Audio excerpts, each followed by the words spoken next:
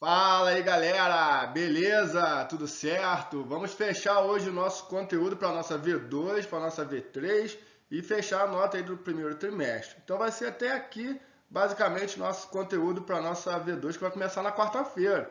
Então se liga aí. O que a gente vai falar hoje? Relevo da África e hidrografia da África. Relevo e hidrografia, ou seja, parte do relevo e parte das águas, que é a hidrografia.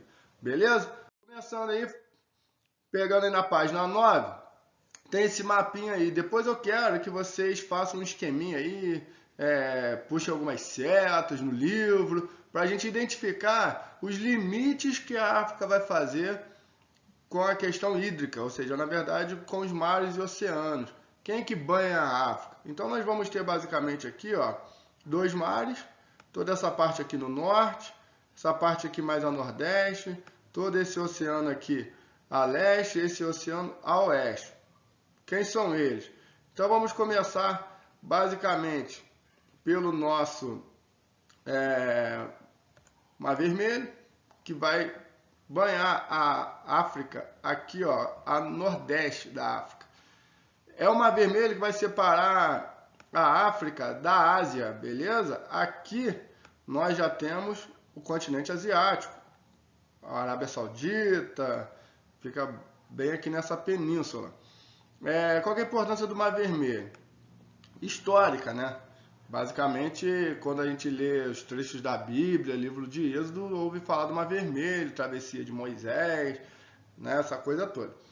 O Mar Vermelho, então, tem uma imagem que é bem interessante da gente olhar o Mar Vermelho, que é olhando a partir do Mar Mediterrâneo, que a gente vai falar daqui a pouco. Então, esse aqui é o Mar Vermelho. Como o nome sugere, o Mar Vermelho não é vermelho, ele só recebe esse nome. O Mar Vermelho é azul, beleza? E uma coisa que eu quero chamar a atenção para vocês aqui é essa passagem aqui, ó, que se chama Canal de Suez, que é esse aqui, ó. O que seria esse canal aqui? Uma construção feita pelo ser humano para passagem de barcos e navios. Mais para frente, lá no nono ano, a gente vai falar melhor do Canal de Suez. Ele é um ponto estratégico da África, já que ele permite com que, principalmente, os petróleos que são retirados aqui da bacia do Golfo Pérsico, não precisem dar essa volta inteira na África para chegar até a Europa. Ele pode muito bem passar no Mar Vermelho, passar pelo Canal de Suez e chegar até a Europa. Ou seja, ele é um canal bem estratégico na questão do transporte mundial, beleza? Principalmente ali na Europa e Ásia. Outro lugar importante que a gente tem que falar é exatamente esse mar que vai separar a África da Europa, e a gente já até falou dele nas últimas aulas, principalmente quando a gente falou da migração, que muitos migrantes africanos cruzam esse mar para chegar na Europa, e esse mar é o Mar Mediterrâneo. Uma passagem interessante, um lugar interessante, que a gente pode falar aqui do Mar Mediterrâneo, é exatamente aqui, ó. A gente chama esse lugar de Estreito de Gibraltar. O Estreito de Gibraltar é uma pequena passagem que a gente tem no Mar Mediterrâneo, onde basicamente fica muito próximo à Europa da África. Então, aqui você tem a Espanha e aqui você já tem o Marrocos. Então, uma pequena travessia de barco já faz você cruzar ali os dois continentes.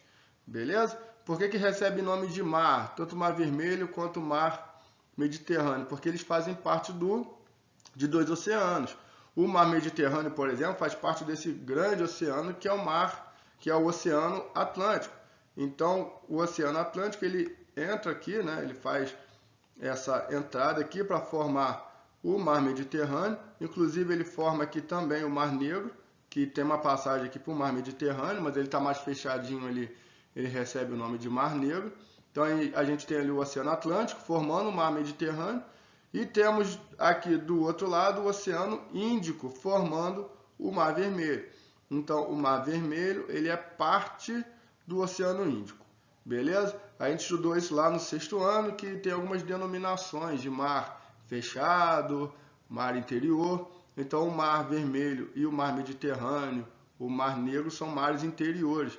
Eles têm um pequeno contato com o oceano, diferente de um mar fechado, como, por exemplo, aqui, ó, o Mar Cáspio, que ele é meio isoladão, ele não tem passagem para o mar, mas o Mar Cáspio é um mar asiático, beleza? Então, esquece o Mar Cáspio por enquanto. Show de bola? Falando então da questão do relevo do continente africano, esse mapa aqui eu vou deixar para vocês baixarem, é interessante pra caramba, porque ele vai mostrar pra gente de um modo geral o relevo africano. Quando a gente fala de relevo, a gente está falando de quê? De montanhas, planaltos, planícies e depressões.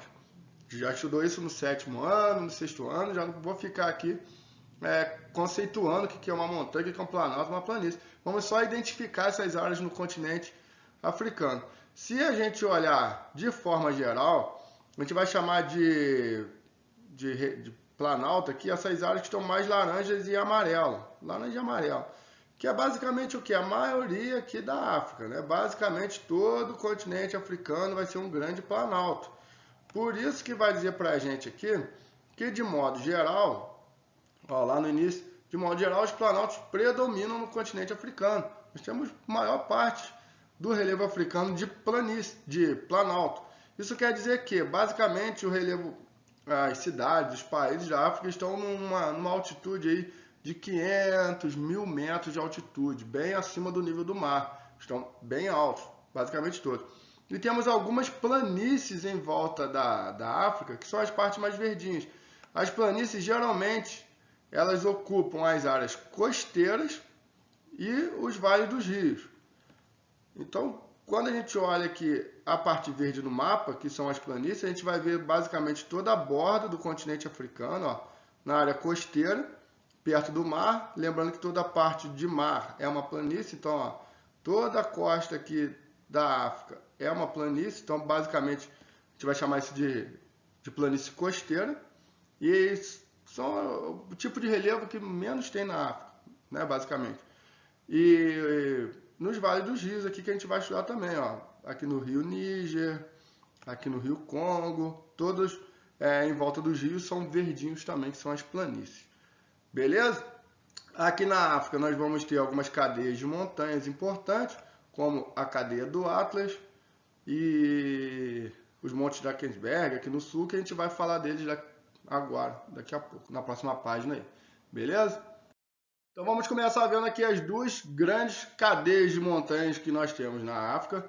Uma bem aqui no noroeste da África, conhecido como Cadeia do Atlas. Pegando aí na página 10, vamos ver, a Cadeia do Atlas se estende ao longo do Marrocos, uma pequena região da Argélia, região conhecida como Maghreb. Depois eu explico melhor para vocês o que é o Maghreb. É uma região onde pessoas têm ali hábitos comuns, características comuns, falam árabe, beleza? Cadeia do Atlas. São montanhas, mas grande cadeia de montanhas aí com 4.000 metros de altitude, possui neves eternas, exatamente por causa devido à altitude. Beleza? Então você tem essa grande cadeia de montanhas lá no norte, tem uma outra grande cadeia de montanhas aqui no sul, que são conhecidas aqui como Montes Drakensberg. Os Montes Drakensberg já ficam lá no sul, basicamente onde se localiza a África do Sul e Lesoto. Então temos duas cadeias de montanhas, uma no norte e outra no sul. E também temos uma outra grande cadeia de montanhas que vai ficar aqui no centrão, aqui no lado oriental da África, numa região conhecida como Rift Valley. Para a gente entender o que é o Rift Valley, a gente vai ter que voltar lá na página 4 do livro, volta lá para a gente ver o que é isso. Então, lá na página 4 está dizendo para a gente: uma enorme fenda pode separar o chifre da África do restante do continente. Primeiro, chifre da África. O que é isso? A África tem chifre agora. Então, para a gente entender essa expressão chifre da África, vamos olhar esse mapa aqui. Você tem que ter agora um grau de abstenção aí, tá? Você tem abstenção não, né? De abstração. Você tem que ter um certo grau aí de imaginação. Então vamos lá. Imagina que nossa África aqui é uma pessoa, um crânio. Então essa aqui seria a parte de trás do crânio da pessoa, então a parte de trás da cabeça, beleza? E essa pessoa está olhando nesse sentido aqui, ó. Então a parte de trás da cabeça, então aqui seria o olho da pessoa, ó, o nariz, temos aqui a boca, ó, beleza? Vou apagar aqui só para vocês entenderem direitinho. Então, ó, seria aqui o nariz, beleza? Aqui os olhos e aqui a boca, ó. Isso aqui seria o que? Ó, o chifre da África. É, o chifre da pessoa. Então seria uma pessoa chifruda. Seria um chifre, beleza? A pessoa está olhando meio aqui de baixo e aqui vem a cabeça, ó, e forma aqui um chifre. Então quando ele fala que uma enorme fenda pode separar o chifre da África, é dizer que essa região aqui, ela pode se separar da África, ou seja, ela pode ir embora. Como assim se separar? E aí nós temos que olhar esse mapa aqui de placas tectônicas para poder entender isso. Aqui entre a África e a Ásia, ou seja, basicamente no Mar Vermelho, nós temos um encontro de placa tectônica que é o divergente, ou seja, essa placa vindo para cá e essa placa vindo para cá. Isso mostra que o Mar Vermelho ele está sempre, cada vez se abrindo mais, ou que o Mar Vermelho foi provocado exatamente por causa dessa abertura. Está abrindo, foi entrando água e formou ali o Mar Vermelho. Só que essa placa, como a gente pode observar aqui, ó, ela tá rachando, ó, ela tá rachando no meio aqui, ó, beleza? Porque se a gente olhar no meio, nesse outro mapa aqui, nós vemos que a África ela está no meio da placa e não tem nenhuma placa cruzando aqui o meio da África. Mas o Rift Valley ele pode provocar essa rachadura aqui, ó. Essa placa está rachando, então essa parte aqui ela pode se separar da África. Depois de milhões e milhões de anos, ela pode se separar. Então, pegando aqui, ó, nessa partezinha do texto, vai dizer pra gente a enorme fissura, que já tem quilômetros de comprimento e alguns metros de largura, formado por uma falha tectônica e conhecida como Vale do Rift ou Rift Valley, que segundo alguns geólogos, é um sinal que daqui a dezenas de milhões de anos a África ela pode se separar. Então pode criar ali um outro mar, se separando uma parte do continente com a outra. Só que essa parte ela vai demorar milhões de anos para se separar. Não é uma coisa que daqui 2 anos, daqui 1 ano, não é isso, não é 100 anos, é milhões. Você não vai ver isso, beleza? Mas a gente já consegue perceber alguns efeitos dessa separação. Como assim? A gente já vê a abertura de um grande vale, por isso daí o nome Rift Valley, porque você tem um vale. O que é um vale? Um fundo sendo formado aí por duas partes mais altas, então a gente tem essa formação de vale aqui, beleza? Uma outra formação de vale, e como a gente consegue observar nessa imagem, esses triângulos aqui, que vai formar uma grande quantidade de vulcões nessa extensão que está se abrindo. Então você tem a placa tectônica se abrindo, você tem o que? O magma passando por, nessa abertura, nessa fissura. Então você tem grandes vulcões em toda essa extensão. Esses vulcões muitas vezes vão formar grandes cadeias de montanhas, grandes montanhas que vão se formar aí ao longo do Rift Valley. E uma dessas montanhas que se forma nessa região, é importante a gente falar dele, que é o Monte Kilimanjaro. O Monte Kilimanjaro, ele é o maior da África. Ele é a parte mais alta. Ele vai ficar exatamente aqui, ó, bem nessa região. O Monte Kilimanjaro, ele vai ficar aqui, ó, onde está a setinha está apontando. E ele é o maior de todos. Vai ficar aí a mais de 6.000 metros, quase 6.000 metros de altitude, bastante neve eterna.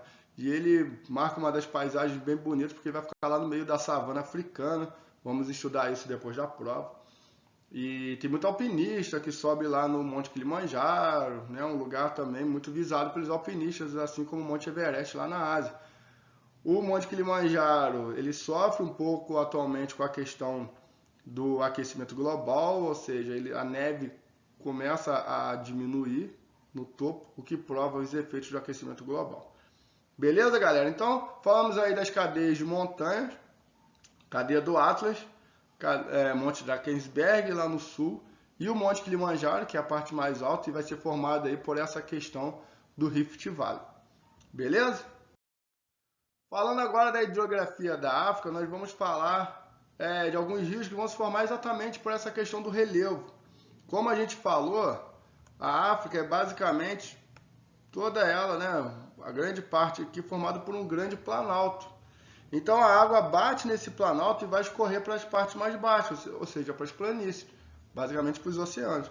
Como a gente consegue observar aqui nesse mapa, fazendo aqui basicamente o mesmo risco, todos os rios, né, todos não, mas grande parte dos rios vão formar exatamente na parte mais alta e correr para a parte mais baixa.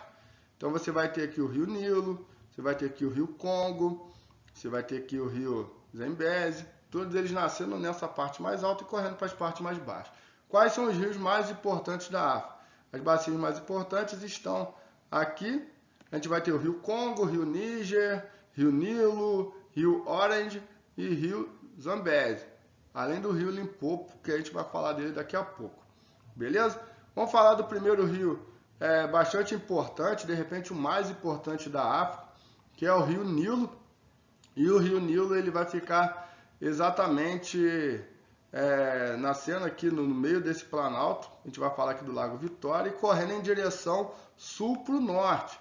Como a gente olha no mapa, nessa visão, parece que as águas, né, elas tendem a descer, né, essa visão nossa, mas é uma impressão. Quando a gente fala de rio, a gente tem que olhar sempre da onde é a parte mais baixa para a parte da parte mais alta para a parte mais baixa. Então, o rio Nilo ele vai exatamente nascer na parte mais alta para correr para a parte mais baixa, ou seja, ele vai desaguar lá no mar Mediterrâneo. Para que é importante o rio Nilo? O rio Nilo ele tem uma grande importância histórica, exatamente por ultrapassar uma grande área de deserto. A gente vai estudar os desertos aqui ainda, mas é o deserto do Saara. A gente até já falou que o deserto do Saara é pouco povoado, quando a gente falou de população da África. E exatamente as maiores concentrações de pessoas no deserto do Saara vão ser na margem do rio. Porque é o rio que vai proporcionar a agricultura, é o rio que vai proporcionar a busca pela água. Então, grandes cidades, as maiores cidades, né, do deserto do deserto do Saara formaram as margens do rio Nilo. Então dá para a gente ver pelas imagens o grande deserto e muitas civilizações formadas em torno do rio. E uma delas, muito famosa, que foi a que os antigos egípcios, ou seja, o Egito é um grande país que se formou em torno do rio Nilo. Inclusive, das maiores cidades do Egito, que é Cairo, passa ali o rio Nilo. Né? Ele cruza ali o Cairo, cidade do Cairo, que é a capital do Egito. O rio Nilo ele também tem muita importância pelo turismo, já que tem muito cruzeiro, muitas pessoas que vão para lá fazer cruzeiro e por causa dessa questão histórica. Diz a Bíblia que Moisés foi encontrado no rio Nilo, né? E depois ele dá ali pela proximidade. Então, só para a gente analisar um pouquinho a história bíblica aí, não sei se vocês gostam, né? Mas a gente tem aqui o rio Nilo e o Mar Vermelho logo aqui, ó. Então é exatamente a história bíblica, né? Nessa região. O Moisés encontrado aí no rio Nilo, depois ele cruza o Mar Vermelho, toda essa região aí. Show de bola, galera? Alguma dúvida? Qualquer coisa pergunta, deixa uma pergunta. Vamos falar de um outro rio importante também. Vamos falar do rio Níger, que assim como o rio Nilo tem uma foz em delta. O que é uma foz em delta? A gente já estudou isso. É o rio que na sua saída ele faz aqui um delta. Ou seja, ele tem várias saídas, ele vai criando vários canais de saída, beleza? Formando aqui um delta. Em física vocês devem estudar delta, não sei se vocês já estudaram, mas ele faz aqui uma figura quase que um triângulo, beleza? Aqui um triângulo invertido que vai formar aqui o delta. Se a gente observar no mapa, a gente vai ver que vai fazer exatamente esse delta. Onde que nasce o rio Níger? Ele basicamente vai ficar nessa porção da África Ocidental, nascendo aqui próximo de Mali, não é isso? Vai banhar aqui vários países, Mali, aqui na verdade outros países como Guiné, e vai desembocar lá na Nigéria. Aqui ele vai fazer exatamente o delta, ó, um lado para cá, outro para lá. Dá para a gente ver melhor aqui nessa imagem. Aqui nesse ponto ele vai ter um canal para cá, ele vai ter outro canal para cá e aqui se dividindo até em vários outros canais, formando assim uma foz em delta. Qual que é a importância do rio Níger? Além da gente saber que ele forma um delta, ele passa lugares que é muito densamente povoado, assim como o rio Nilo. Então, ó, as áreas mais densamente povoadas da África. Então, a gente tem aqui nessa imagem uma formação de um povoado em torno do rio Níger e uma das cidades, né, grandes aqui no país de Mali, que é basicamente aqui nessa cidade onde a gente está passando, e tem aí uma grande povoado, né? Uma grande cidade que vive ali dos recursos hídricos do rio. Então a gente já falou do rio Nilo, falamos do rio Níger, agora vamos falar do rio Congo.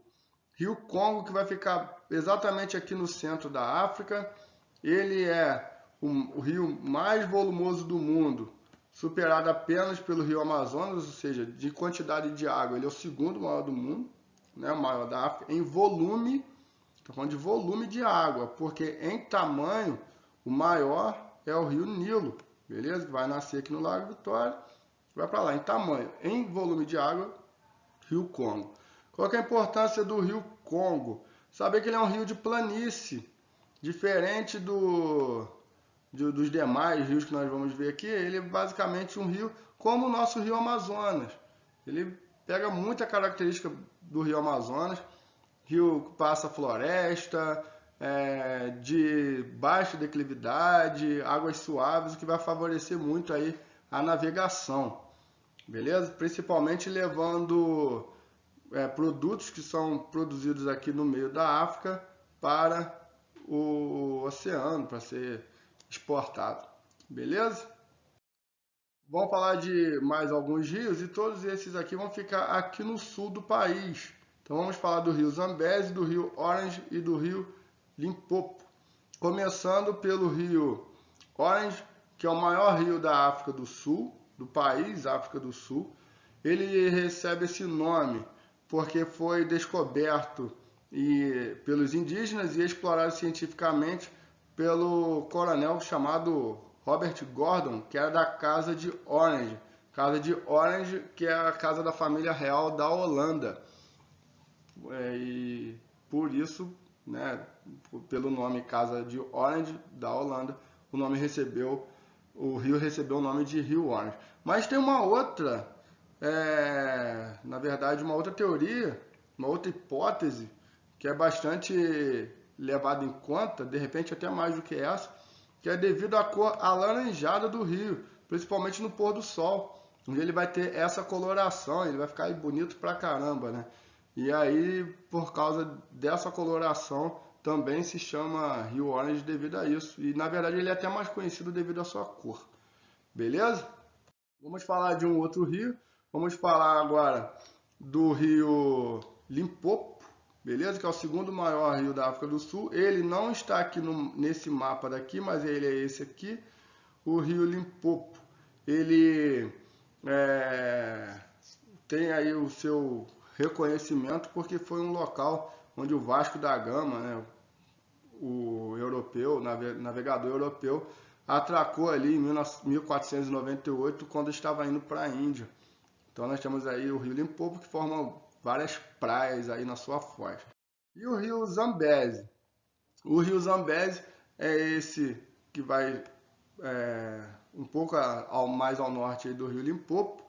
Ele tem como característica ser um rio de relevo muito acidentado, ou seja, muito encachoeirado. Depois nós vamos falar aí das cataratas de Vitória.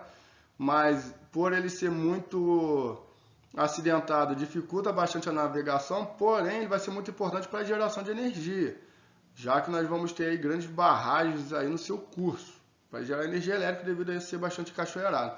Mas o que mais chama a atenção do rio Zambeze não é nem essa questão de ser muito encachoeirado, é justamente ali está concentrada, né, estarem localizadas as cataratas de Vitória, que é um monumento natural, foi tombado aí pela Unesco como patrimônio da humanidade.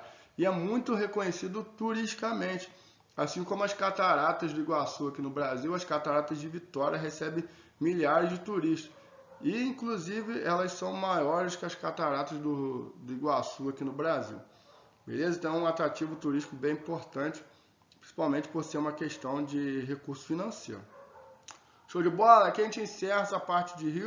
Vamos falar de dois lagos muito importantes na África, embora na África não tenha apenas esses dois, tenha mais lagos importantes, mas vamos focar aqui no Lago Chad e no Lago Vitória, lembrando que esses lagos fazem parte aí das depressões. Quando a gente fala de montanhas, planaltos, planícies e depressões, aqui esses dois lagos vão ser aí grandes depressões, ou seja, uma área mais profunda, recoberta de água, mas uma área mais profunda do que as áreas ao redor. Essa região do Lago Vitória é uma região que vai ser conhecida aqui como região dos Grandes Lagos, porque além do Lago Vitória, nós vamos ter aí o Lago Tanganica, vamos ter o Lago Inhaça, tem vários lagos ali. Vamos falar primeiro do Lago Vitória, beleza? E depois, vamos falar primeiro do Lago Chad, depois a gente vai falar do Lago Vitória. O Lago Chad, ele fica mais aqui ao norte do país, e exatamente por ele ficar próximo à região do Saara, ele é muito importante para o abastecimento de água dessas regiões e desses países. Só que por que eu quero falar dele ser muito importante? Porque o Lago Chad, ele está num processo de seca, beleza? Então, desde 1963, o que tem se observado até hoje é que esse lago ele tem diminuído de tamanho. Quando nós vamos ver os fatores, mas o que resta hoje do Lago Chad são pequenas poças de água. E era tudo água, né? Era muito grande esse lago. Foi considerado, aí, se eu não me engano, o sexto maior do mundo, um dos maiores do mundo. Mas está secando. Por que está secando? Aí tem vários fatores, né? O manejo insustentável da água, principalmente para consumo humano, consumo de animal, questão da agricultura, mudança climática. Dizem que a quantidade de água, né, a quantidade de chuva tem diminuído muito desde a década de 70. Construção de represas e projetos hidrelétricos, além de uma má aplicação da legislação ambiental. Tudo isso fez com que o Lago Chad diminuísse de tamanho, o que gerasse aí uma grande perda econômica para aqueles países que vivem da pesca do lago e principalmente para abastecimento de água para esses países. Um lago muito importante é o Lago Vitória. O Lago Vitória ele vai se localizar aqui e é daqui que vai nascer um dos rios que vai formar o Rio Nilo. Se vocês perceberem, o Rio Nilo ele é formado por uma confluência de dois rios, o Rio Nilo Branco e o Nilo Azul. Então você tem aqui um rio e o outro aqui. E um deles vão nascer exatamente aí no Lago Vitória, que é o Nilo Branco. E depois ele vai formar aí junto com o Nilo Azul, formando o Rio Nilo, que a gente já estudou aqui na aula. Beleza? É considerado aí o maior lago africano e o segundo maior lago do mundo. Só perde para um lago que fica localizado lá na Rússia. E o Lago Vitória, qual que é a importância dele? Muito importante para os países que vivem ao redor do Lago Vitória, na sua pesca. Muita gente vive da pesca do Lago Vitória, retirando a pesca, retirando peixe, principalmente para ser vendido para a Europa. Depois que a gente voltar da aula, da prova, na verdade, vou mostrar para vocês um pouco de alguns casos que envolvem o Lago Vitória. Tem muito barco que naufraga e tem uma questão ambiental muito importante que envolve o Lago Vitória. Beleza, galera? Então, para fechar a nossa aula, só para resumir, a gente falou do relevo africano, dos planaltos, né? São as partes que vão surgir os rios. Falou das planícies costeiras e falamos dos rios e dos lagos. Dá uma estudada nisso, dá uma revisada nessa matéria. Isso também vai cair na prova de quarta-feira. E qualquer dúvida, vocês me perguntem aí. Beleza, galera? Show de bola? Grande abraço para vocês, fique com Deus e até uma próxima aula. Valeu!